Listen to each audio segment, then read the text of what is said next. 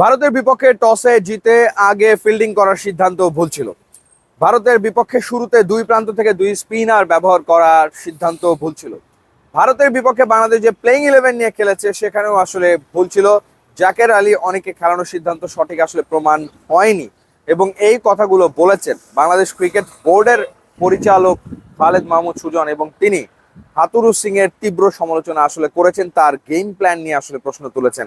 তিনি বলেছেন যে যেখানে আফগানিস্তান অস্ট্রেলিয়ার বিপক্ষে পেস অ্যাটাক দিয়ে শুরু করে, সেখানে বাংলাদেশ স্পিনের উপরে ডিপেন্ড করেছে। যেখানে বাংলাদেশের ফাস্ট বোলাররা তারা বিশ্বমানের পারফরমেন্স দিচ্ছে, এবং টি-20 ওয়ার্ল্ড কাপে পেসারদের পারফরমেন্স ভালো ছিল, কিন্তু তারপরেও স্পিনারদের দিয়ে কিছু একটা করার যে হাতুরু সিং এর চেষ্টা, সেটা আসলে সঠিক ছিল না।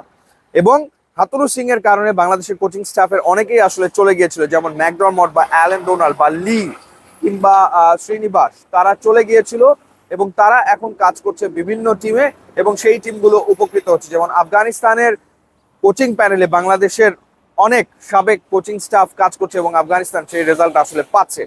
এখন প্রশ্ন হলো হাতুরু সিং এর ব্যাপারে বাংলাদেশ ক্রিকেট বোর্ড আসলে কি সিদ্ধান্ত নিতে চলেছে।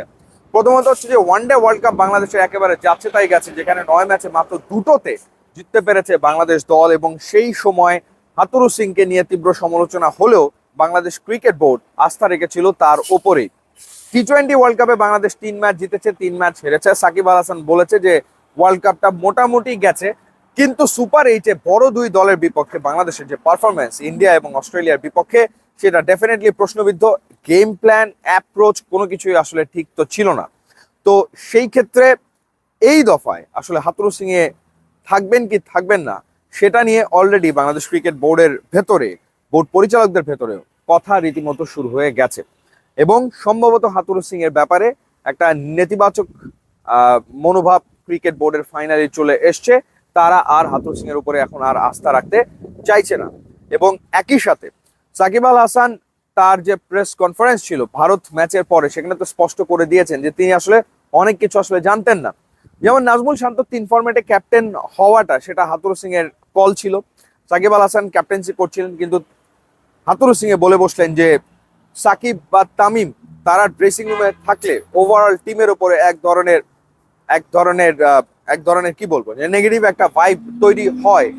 ড্রেসিং রুম অস্থির থাকে, এবং শান্ত 3 ফরম্যাটেই বাংলাদেশের ক্যাপ্টেন হওয়ার যোগ্য, কিন্তু সেই জায়গাটাতে দেখা গেল যে আসলে অন্ততপক্ষে ওয়ানডে বা টেস্টে হলেও টি-20তে শান্তকে ক্যাপ্টেন করার সিদ্ধান্তটা সেটাও বোধহয় তুলনামূলক আগে ভাগেই নেওয়া হয়েছে।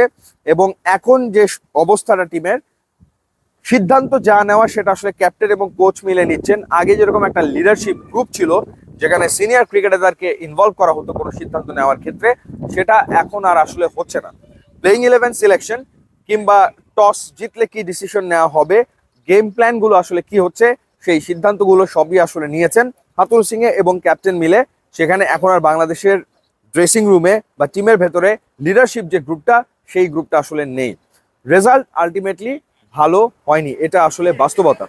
তো সেই ক্ষেত্রে হাতুরু সিংকে যে ক্ষমতা দিয়ে রেখেছে বাংলাদেশ ক্রিকেট বোর্ড, সেই ক্ষমতা আসলে তার কাছে থাকবে কিনা, নাকি এই জায়গাটাতে আসলে নতুন কোনো সিদ্ধান্তে উপনীত হবে ক্রিকেট বোর্ড, সেটা সময় বলে দেবে। কিন্তু এবার বাস্তবিক অর্থে সম্ভবত হাতুরু সিং এর উপরে খানিকটা নাখোশ বিসিবির নীতি নির্ধারক মহল, এবং তারা আসলে আর চাইছে না যে হাতুরু সিং এ বাংলাদেশের ক্রিকেটে হেড কোচ হিসেবে কন্টিনিউ করুক। টি-20 ওয়ার্ল্ড কাপ শেষ হওয়ার পর এই বিশ্বকাপের পারফরমেন্স নিয়ে একটা বিশ্লেষণ হবে, এবং সেই বিশ্লেষণের পরেই বিসিবি তার পরবর্তী যে সিদ্ধান্ত, সেই সিদ্ধান্ত নেবে। এবং আরও একটা ব্যাপার রয়েছে, সেটা হচ্ছে তামিম ইকবালের ফিরে আসা। চ্যাম্পিয়ন্স ট্রফিতে তামিম ইকবাল ফিরছেন, এবং তার যে কন্ডিশন ছিল সেটাও বিসিবির মাথায় ডেফিনেটলি রয়েছে। হাতুরু সিং এর আমলে আর তামিম ইকবাল খেলবেন না, এবং হাতুরু সিংকেও তার শেষ সুযোগটা দেওয়া হয়েছে, কিন্তু সেই সুযোগটা কাজে লাগিয়ে হাতুরু সিং এর সাকসেসফুল সেটা বলার উপায় নেই। যদিও হাতুরু সিং এ বলেছেন যে সুপার এইটে দল কোয়ালিফাই করেছে, হয়ে গেছে, সুপার এইটে দু একটা ম্যাচ জিতলে সেটা আসলে বোনাস। তার এই যে মেন্টালিটি, সেই মেন্টালিটিও আসলে খালেদ মাহমুদ সুজনের খুবই অপছন্দ হয়েছে, বা বোর্ড কর্তাদেরও কারো পছন্দ হয়নি যে সুপার এইটে দল উঠে গেছে মানে হয়ে গেল, টি-20 ওয়ার্ল্ড কাপে যা পাওয়ার পাওয়া হয়ে গেছে, সেটা তাদেরও আসলে পছন্দ হয়নি। তো সেই জায়গাটাতে সম্ভবত হাথুরু সিং এর অধ্যায়ও সমাপ্তির পথে। আপনাদের জানিয়ে রাখি, টি-20 ওয়ার্ল্ড কাপ চলছে। খেতে খেতে যদি খেলা দেখেন তাহলে তো কথাই নেই, এবং আপনার খাবারের স্বাদ বহুগুণ বাড়িয়ে দেবে রুচি সস, কেচাপ, টমেটো সস, রসুনের সস, লাল মরিচের সস আপনার খাবারের স্বাদ বাড়িয়ে দেবে বহুগুণ। ইউটিউব, ইনস্টাগ্রাম লিঙ্ক দেওয়া আছে, যোগ দিলে খুবই খুশি হবো। And thanks for watching.